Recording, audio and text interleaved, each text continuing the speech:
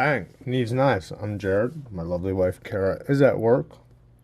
And Douglas is doing Douglas. So, oh yeah, I got the Omega Springs for this. I did replace them. What I did was I did order the ones off of Amazon. I did notice that these are a bit, even though they're the same size, they're a bit beefier than the ones that actually come from Benchmade. So I'm hoping that these ones don't break like the last 3 sets I got. I understand that a lot of you have had the exact same problems with your bug out. So I'm going to link these below. They're about $6 a pair. And so far, so good. I've really been flicking the heck out of it, and I did the things that broke the other ones just to see if they would break. I ordered a couple different pairs, so if one broke from me messing around, then I would know not to do that. And so far, so good. So, yeah. And they come in about 4 or 5 days rather than waiting 2 weeks, as long as you're not afraid of taking apart your knife and replacing them yourself. There are a lot of videos online that you can watch to do that. I did record the sharpening video, and it is a bit long, but what I did was I chopped it up to where if you're watching it, halfway through, I show the ending. And I did that so that if you don't want to watch the whole video, you can end it right there, or you can go, after I show the ending in the middle of the video, I go back to where I left off. And yeah, so if you want to check that video out, I tried to get a couple different angles of sharpening, and so hopefully it helps some of you guys out there. I want to recap about the video I've already posted. Now, I'm not sure if you're seeing this and I already posted the sharpening video, or if I'm going to post it after this, but I want to talk about that video I did, because I recorded the video multiple times, and so sometimes when you do that, you forget about what you already said, or you think you already said something, and so that's why I don't like doing that. But I am a perfectionist, so sometimes I don't like the video I made and I want to make it better. So I want to not go back, but I want to basically explain a little bit better. Now, I was talking about a toothy polished edge, and you can absolutely have a toothy polished edge.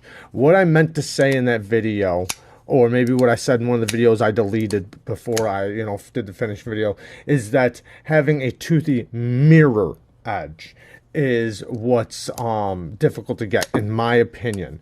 Now, you can get it, but let me explain. So this is a toothy polished edge, which I do like a toothy polished edge. Toothy polished edges are absolutely possible. And here, you can see this is a very toothy edge, and you can see you can read from the edge. Okay, here is another one.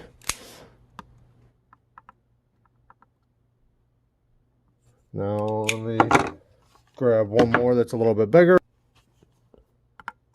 You can see that you can absolutely read from that edge. Now watch when we zoom in to this edge.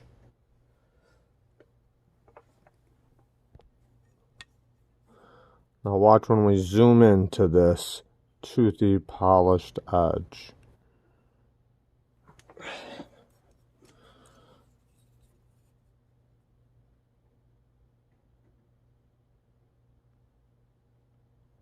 See those teeth? You see the serrations? Now that is where you're getting your toothiness from.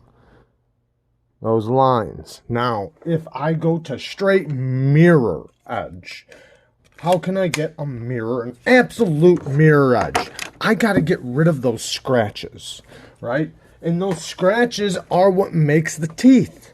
So if I take out all those scratches, I'm left with a full-blown mirror edge.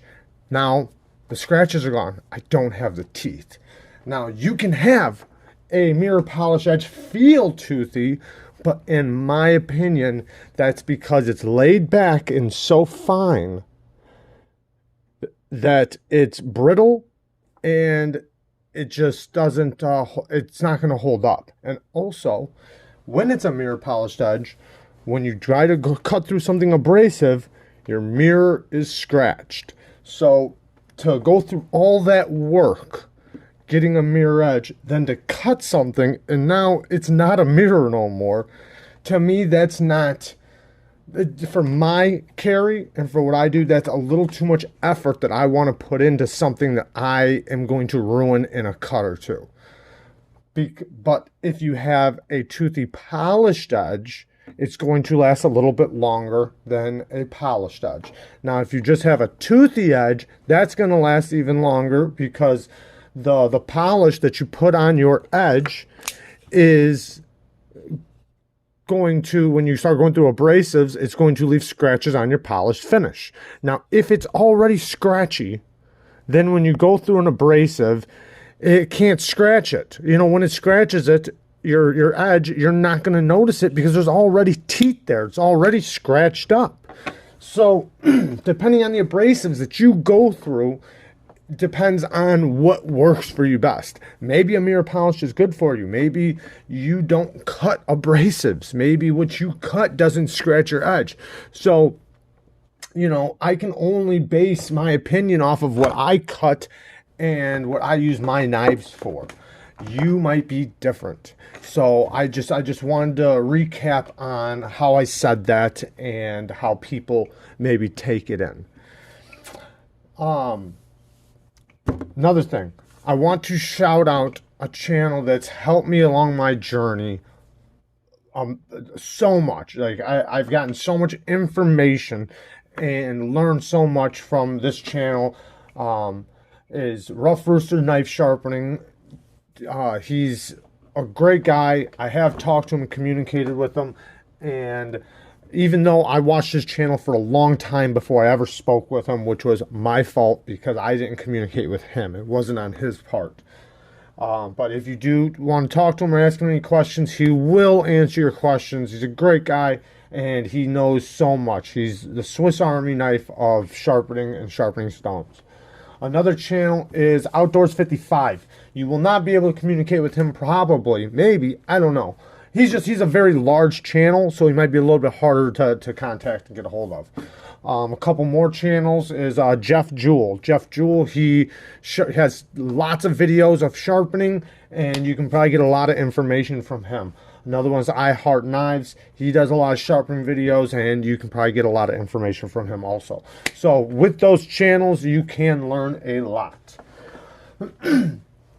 And going back to Rough Rooster's Knife Sharpening, he is definitely, all those channels are far better channels than my channel.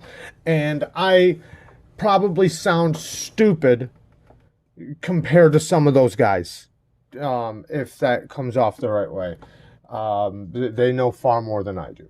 I am expressing what I've learned over my journey over the past 2 years, and yeah, there's so much to learn and so much to do, and that's the beauty of it. You know, it's it's kind of like learning different knives. You know, like you got a $20 knife, and the next one you get a $50 knife. You find out how great that knife is, but you can get a sharp edge off of anything, any stone. This stone right here, this is like a $10, $20 stone. You can get a beautiful edge off of this stone.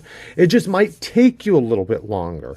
And also, there's with these stones like this, you got to do a little bit of maintenance to them. Or maybe depending on the edge you want to get from it, you can, maintain the stone and get a different type of edge. So, like with this stone, I can, there's abrasives I can use to basically scratch up the surface and get a little bit rougher finish. Or maybe get it a little bit finer and get more of a polished finish. There's so much to stones that, in my opinion, when you begin, since you're trying to go and learn more about edges than stones, you might want to start with diamonds or a ceramic, or even Arkansas stones, because just getting them how they are, they work great. But that's a whole nother journey which you will have to do knowing sharpening. You're gonna have to go down that journey of learning stones and stone maintenance and how to keep them clean and how to use them if you're gonna use them. But you can just opt for diamond plates, and that's already done. When the diamonds are gone, they're gone. You can get a new one.